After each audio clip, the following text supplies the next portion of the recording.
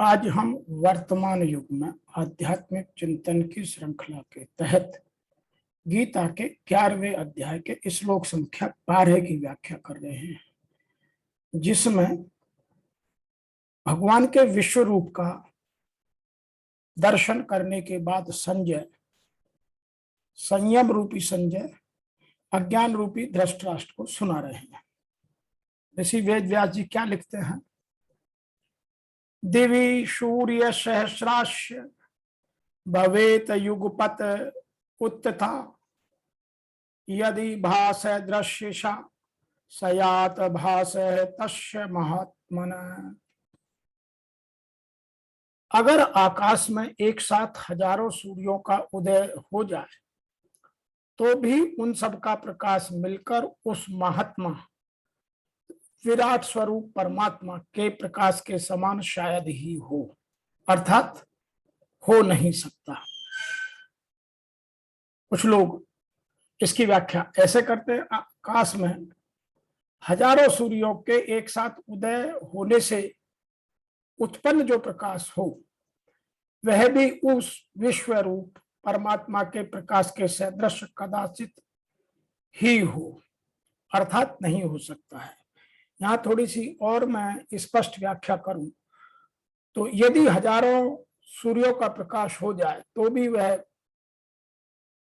तो भौतिक ही है, परंतु भगवान का प्रकाश दिव्य है, भौतिक नहीं है। सूर्य में जो तेज है वह भी भगवान से ही आया है। यह बात गीता के 15वें अध्याय में लिखी हुई है।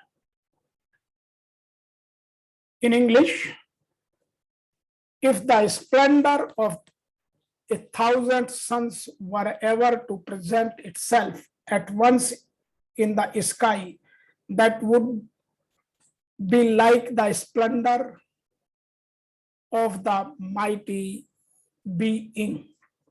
Some people are describing in a different manner. If the brilliance of 1,000 suns simultaneously rises in the sky, the brilliance can reveal the brilliance of that great soul. इसको यदि और मैं आध्यात्म के हिसाब से इसकी व्याख्या करूं तो यहां लिखा है दिवि सूर्य सहस्रास्य तस्य महात्मन। जैसे आकाश में हजारों तारे एक साथ उदित होने पर भी उन सब का मिला हुआ प्रकाश एक चंद्रमा के प्रकाश के सदृश नहीं हो सकता, और हजारों चंद्रमाओं का मिला हुआ प्रकाश एक सूर्य के प्रकाश के सदृश नहीं हो सकता, ऐसे ही आकाश में हजारों सूर्य एक साथ उदित होने पर भी उनका मिला हुआ प्रकाश विराट भगवान के प्रकाश के सदृश नहीं हो सकता है। तात्पर्य यह है कि हजारों सूर्यों का प्रकाश भी भगवान के विराट प्रकाश का उपमेय नहीं हो सकता। इस प्रकार जब हजारों सूर्यों के प्रकाश को उपमेय बनाने में भी दिव्य दृष्टि वाले संजय को संकोच होता है, तब वह प्रकाश विराट रूप भगवान के प्रकाश का उपमान हो ही कैसे सकता है। कारण कि सूर्य के प्रकाश भौतिक है, जबकि भगवान का प्रकाश दिव्य है।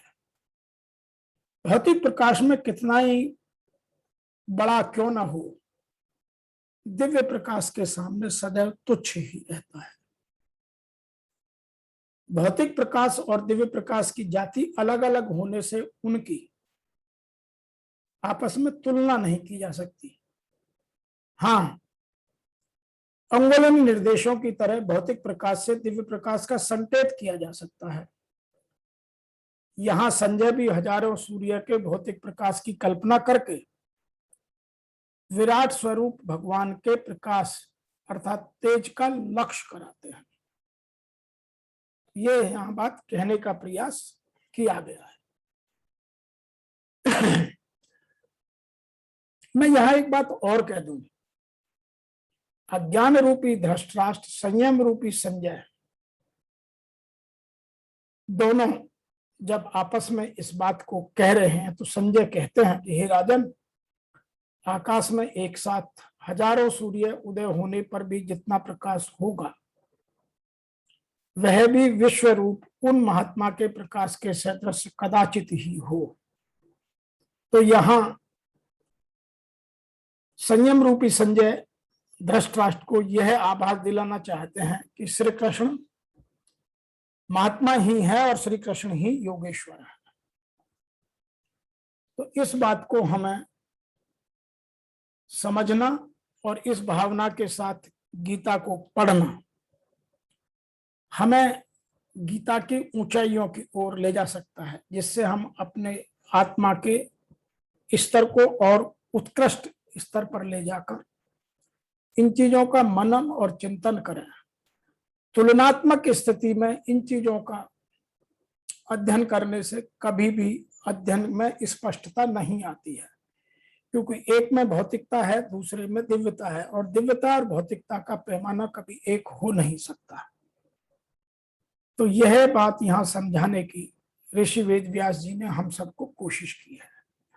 तो आज के श्लोक में जो हम समझ पा रहे हैं कि जो भौतिकता है वह आकाश में हजारों सूर्यों के एक साथ उदय होने पर जो उत्पन्न प्रकाश होगा वह भी विश्व रूप परमात्मा के प्रकाश के सदृश का साधित नहीं हो सकता। अर्थात भव्यता कभी भी दिव्यता को